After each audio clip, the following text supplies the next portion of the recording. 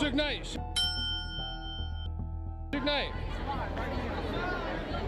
Suge Knight. Dre did not pay Suge the money, and Suge says that he basically disavowed the contract and then wanted to kind of get rid of the problem, and twice he tried to kill Suge, according to Suge's lawsuit. There was a pre-VMA party in Los Angeles, and a rapper by the name of Suge Knight got shot 6 times and had to be taken to the hospital after that took place. Most people know Suge Knight had it out for Dr. Dre for years, but according to Suge himself, the feeling was mutual. He even claims Dre tried to have him taken out on more than one occasion. Because for a fact, Andre gave people money and a check to kill me. Let's break it down. Second attempt. As everybody knows, Suge Knight is currently locked up, serving close to 30 years for that deadly hit-and-run incident involving Terry Carter and Cleabone Sloan. It all went down outside Tam's Burgers during the filming of Straight Outta Compton. Sadly, Terry Carter lost his life that day. The video obtained by TMZ shows the January 29th incident where Knight's truck apparently runs over the 2 men. The truck backs up, hits one man. Seconds later, the truck comes back. But Suge has always maintained that the whole situation wasn't as cut and dry as it seems. At the time, Suge actually filed a lawsuit against Dr. Dre, accusing him of orchestrating a hit on his life. According to Suge, it all stemmed from a financial agreement gone sour. He claims that Dre had once promised him 30% of all his earnings for life. Basically, Suge is saying that he had a lifetime management deal with Dre, where he would get 30% of everything that Dre made in entertainment over the course of Dre's life. That included a piece of the massive $3 billion deal when Apple bought Beats by Dre back in 2014. But instead of honoring that deal, Suge says Dre tried to act like the contract never existed, and rather than pay up, Suge insists that Dre took a darker route, trying to get rid of him permanently. Dre did not pay Suge the money, and Suge says that he basically disavowed the contract and then wanted to kind of get rid of the problem. In one of Suge's most recent interviews from behind bars, he doubled down on that claim. He said Dre paid one of the security guards working on the movie set $20,000 to get rid of him. That hit, according to Suge, was supposed to go down at Tam's Burgers, which is what sparked the confrontation in the first place. He gave guys extra money. One guy got a check for $20,000, and he went to the bank to cash it. When they asked the guy, "Why did you get a $20,000 check?" he said, "Because he gave me $20,000 to kill Suge Knight." Suge says he didn't show up there looking for trouble, he was just trying to protect himself. He claims what happened after wasn't murder, it was self-defense. In his words, he didn't mean to kill anyone, he was just trying to survive. And you get spooked and can't do the job, and somebody get hurt, somebody even lose their life by accident. So do that mean I'm supposed to go to prison? If it was anybody else, they wouldn't be in prison. Now, of course, a lot of people have brushed off Suge's story as just another telltale, but interestingly, not everyone doubts him.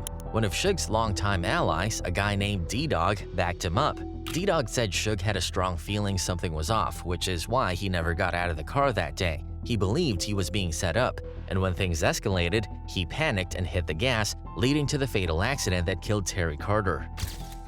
And I want to clarify, he's always saying, "Oh, Suge should have got out the car, this, that, and the other."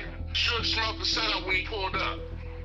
When he saw the niggas that was out there like Jim Bob, Marvin Tola, Marv Kinsey. And that wasn't even the first time Suge says Dre tried to take him out. According to Suge, the first real attempt on his life came in 2014 at the pre-VMA party thrown by Chris Brown. That night, Suge was shot 7 times. But somehow, against all odds, he managed to walk out of the club on his own 2 feet. He was later rushed to the hospital, but miraculously survived. There was a pre-VMA party in Los Angeles, and a rapper by the name of Suge Knight got shot 6 times and had to be taken to the hospital after that took place. Well, it's Suge Knight. Suge Knight. Suge Knight. Eazy-E. Now here's where it gets even crazier. Suge says that after he found out Dre was allegedly behind that shooting too, he decided he couldn't let it slide anymore. That's what led him to confront Dre on the Straight Outta Compton set, setting the stage for what would eventually turn into that tragic day at Tams. But Suge wasn't done pointing fingers. He claimed that Dre had a darker history than anyone really knows. According to Suge, Dre didn't just want him gone, he allegedly wanted Eazy-E dead, and even went so far as to try and get Eazy's mother killed too. It's a bold accusation, and Suge swears it's all true. We've all heard the story of how Suge supposedly bullied Eazy-E into letting Dr. Dre leave Ruthless Records, but Suge tells a completely different version.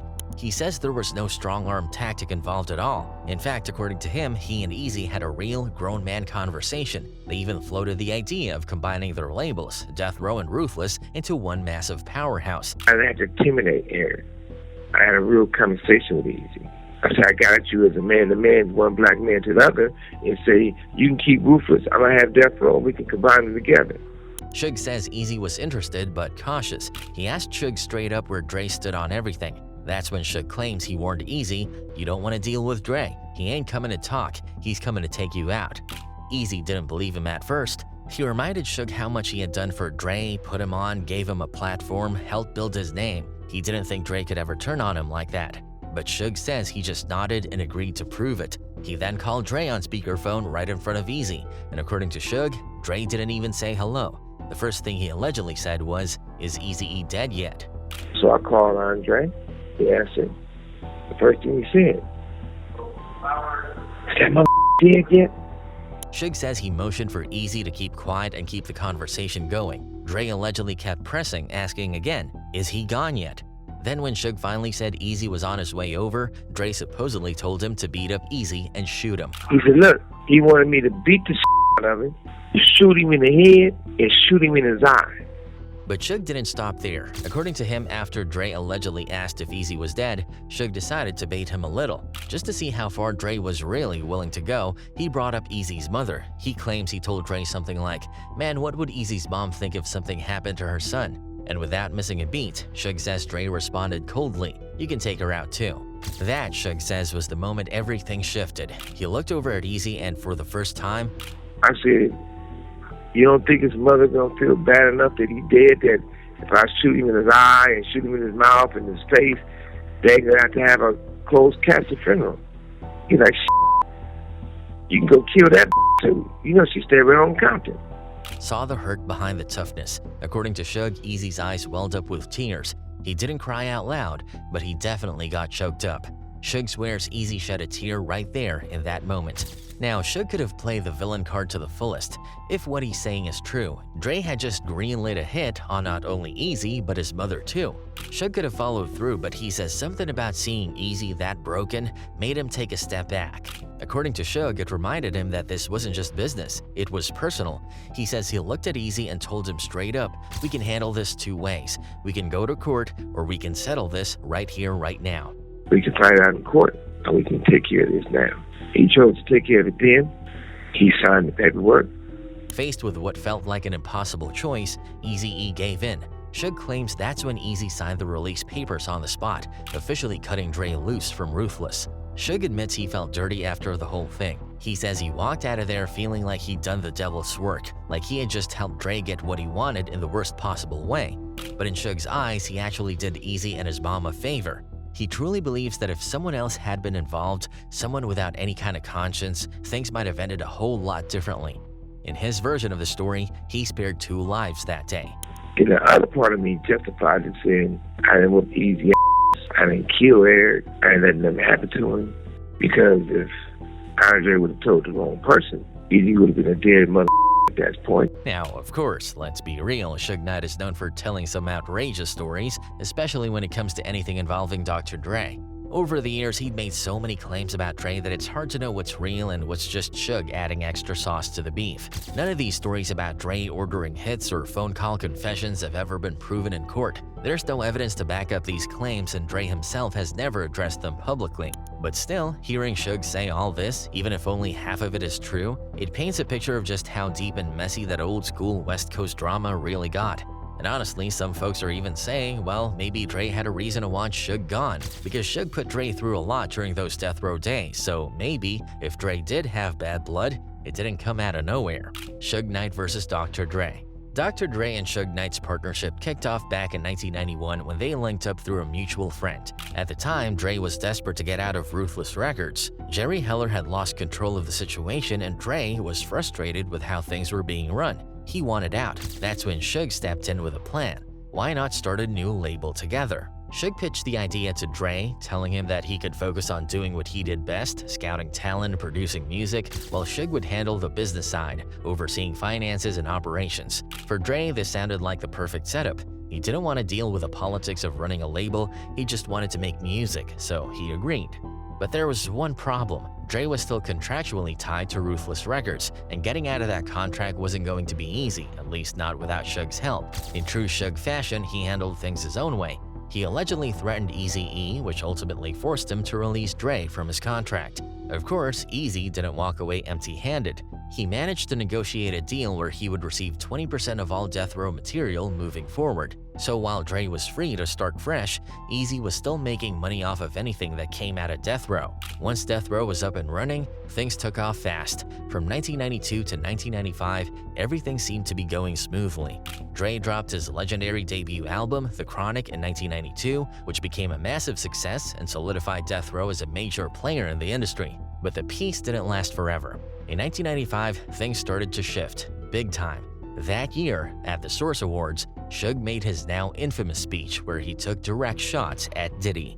Any artist out there want to be an artist and want to stay a star, don't want to have to worry about the executive producer trying to be all in the video, all on the record, dancing, come to death row. This moment fueled tensions in the rap industry, especially as the East Coast versus West Coast rivalry started heating up. Around the same time, Suge made another power move, getting Tupac Shakur out of prison and signing him to death row. Once Pac was on board, death row's atmosphere became even more intense. Pac and Suge started openly fueling the East Coast versus West Coast war, throwing shots at Bad Boy Records and stirring up even more controversy. But it wasn't just in the music. Suge's influence extended into the streets, where he was constantly making threats and instigating drama. This is the West Coast hip-hop representing constantly, 24/7. We doing it for real. Everybody out here got real thug lives to match these thug records. For Dre, this was a problem. He had signed up to create music, not to be caught up in street politics and constant beef. The negativity surrounding death row made it nearly impossible for him to work in a creative, peaceful environment. What was once a thriving label focused on groundbreaking music had turned into a battlefield, and for Dre, that was the last straw. It was mostly just the way the studio was, and that's where I have to spend most of my time. This East Coast, West Coast nonsense is just getting ridiculous, It's just like another form of black-on-black crime. According to Dre himself, he sank into depression and started heavily drinking and smoking weed just to cope with everything. But that wasn't all. There were also allegations of domestic abuse. His then-girlfriend, R&B singer Michelle, later claimed that Dre had been physically abusive toward her, even going as far as to break her nose. And if things weren't already bad enough between Dre and Suge, there were rumors that Michelle had gotten involved with Suge Knight. That definitely didn't help their already crumbling relationship. That it was over Michelle. Suge was fucking on Michelle, and Dre said, this dude, you can have everything, I'm gone. But the real breaking point for Dre came after Tupac's death in 1996. With Pac gone, the entire label felt like it was spiraling into something even darker than before. Suge was still running things with an iron fist, and the negativity that surrounded death row became too much for Dre to handle. He realized he had to get out. That's when Jimmy Iovine stepped in. Through legal means, he helped Dre break free from death row, allowing him to move out and start something new. That something new turned out to be Aftermath Entertainment. Dre leaving was a massive blow to death row, but things got even worse for Suge when Snoop Dogg followed suit just a year later. With Dre and Snoop both gone, death row lost its biggest stars, and if there's one thing Suge never handled well, it was losing control. He wanted revenge. One of the first things Suge did was try to mess with Dre's music. In the late 90s, Dre was working on a follow-up to The Chronic, tentatively called The Chronic 2000. But before Dre could release it, Suge pulled a petty move. He rushed out an album with that exact name just to block Dre from using it. Because of this, Dre had to rename his project, which is how we ended up with 2001, the album that would go on to become one of his most iconic works. Suge Knight, he was trying to get to Dr. Dre, so he came out with an album called The Chronic 2000 to try to get to Dr. Dre, to try to get under his skin. That's the reason why he came out with the album. Yeah. But Suge didn't stop there. Over the years, he held on to a deep resentment for Dre, and wherever he got the chance, he tried to intimidate people in Dre's circle, including Eminem and 50 Cent. Take, for example, the time when 50 Cent was filming the music video for In Da Club. Out of nowhere, someone yelled, "Suge Knight is here." That single sentence threw the entire set into chaos. Suge showed up with about 30 men, reportedly members of a Mexican gang. So Suge came, he had some Mexican. Now we from New York. You ain't never seen a with a tattoo on his forehead. 118th Street crew. It was a classic Suge move, rolling up with a squad trying to intimidate everyone on the scene. Then there's the story from the 2001 Source Awards, which could have gone south real fast. Eminem was there performing with his group D12, and like any major awards show, the vibe was already tense. Normally, artists could have their bodyguards nearby these events, but for some reason, the rules that night required bodyguards to sit separately from the artists. That left M in a vulnerable spot, which Suge and his crew didn't hesitate to exploit. And M was cut off on his way to his seat, and all these guys in red shirts surrounded him.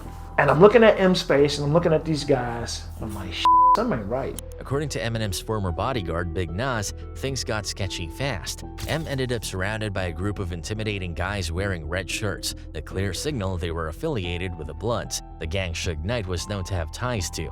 Big Nas quickly realized something was off and sprinted across the venue to get to Eminem. He said it was obvious these guys had been sent by Suge. Oh, this Death Row life. I was like, Death Row, what does it got to do with him? He said, hey man, Suge sent him a message. He even attempted to go after Dre directly. It all went down at around 7:25 p.m. at the 2004 Vibe Awards. Just as Dr. Dre was about to receive the Lifetime Achievement Award from Snoop Dogg and Quincy Jones, out of nowhere, a man named Jimmy James Johnson approached Dre, acting like he just wanted an autograph. But instead of pulling out a pen, he threw a punch right at Dre, catching everyone off guard.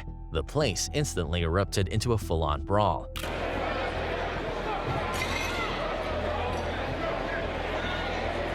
People were pushing, shoving, and even throwing chairs as the situation spiraled out of control. Reports say around 1,000 people from the audience rushed toward the exits, trying to get away from the madness. And right in the middle of it all was Young Buck from G Unit, armed with a knife. Witnesses saw him swinging it, and later it was confirmed that he had stabbed Johnson in defense of Dre.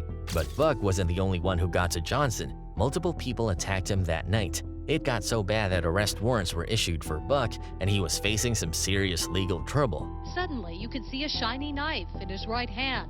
Police say that is 23-year-old Young Buck, who then vanished. Now, while no one could say for sure if Suge Knight was behind the attack, it definitely looked suspicious. According to Tony Yayo, the G Unit crew saw Suge Knight and Irv Gotti walking past their trailer, and that was enough to put them on high alert. 50 Cent didn't take any chances. He told his people to go buy several knives just in case things went south, and clearly they weren't wrong to prepare. 50 just look at James Cruz, so he just taps James Cruz and say, yo, go buy 20 knives. Yeah, just go to the hardware store.